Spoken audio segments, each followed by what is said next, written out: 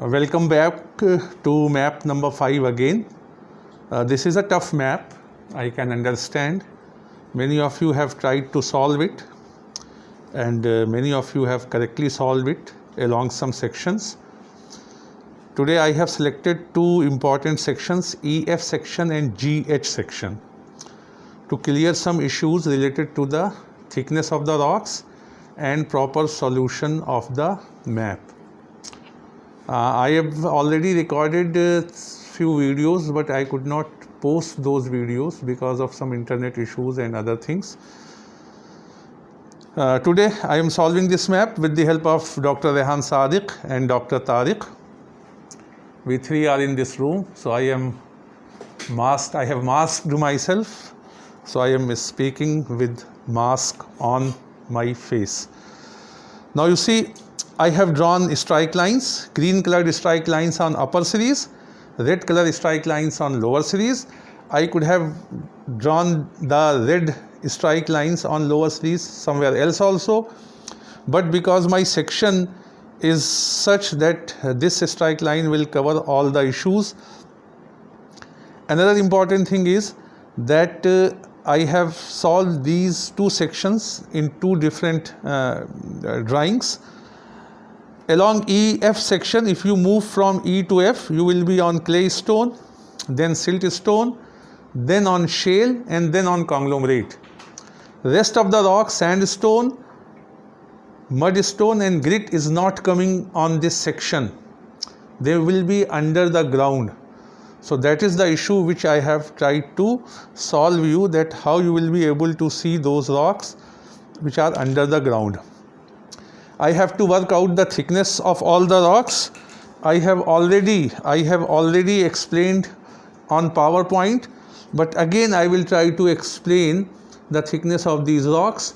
So you see, I am working out thickness of rock mudstone, thickness of the rock mudstone by drawing this strike line. This strike line, this is a common strike line, slightly wavered I have drawn, but I can correct it. But let's take it to be 600/400. So shale is 200 meter thick. Then I have drawn a strike line here. I am drawing a strike line here simply to get the thickness of the mudstone. This is a common strike line of 300 and 200 meter. So the thickness is 100 meter. Thickness is 100 meter. The issue of sandstone thickness remains because we are not having any common strike line which cuts both the contact. So for that we have to use an indirect method. For this, what I have done, I have projected the lower contact of sandstone, which is at 300 here. The same is at 200 here. This will be at 100 here because this is going downward in this direction. It is going downward in this direction. This is the indirect strike line which we have got of 100 meter, which is matching with the strike line of 500 meter at the upper contact of sandstone. That means the thickness of sandstone is 400 meters. What I have done, I have projected the lower contact of sandstone over the upper contact of the sandstone. I can go back also by drawing multiple strike lines here. If you can see, slightly I have erred in drawing this strike line. If you can see, this is a 300 strike line, this is a 400 strike line, and this is a 500 strike line. 300, 400 and 500, and then you have this can be 600 strike line if we go further up, which is automatically a strike line of 200. So again we have got thickness of 400. I have erred in drawing strike line. I have not been able to exactly match the contour and contacts because of some hurry, but the sandstone thickness is 400 meters. So we have resolved. Already we have got the thickness of silt stone, which you can get from here 600 and 400. or 400 and 600. So this is already 200 meter thick. I have solved this section EF. See here, this is the section EF which I have solved. These rocks are coming just below our foot when I move from E to F. This will be the topography, and these rocks, they are already coming. The problem is that I am not getting, in my section line, I am not getting contact between sandstone and shale. It is under the ground. Similarly, contact between sandstone and mudstone is not coming. It is under the ground. The contact between mudstone and grit is also not coming on the section line. But because these are older rocks, they must be in the under the ground.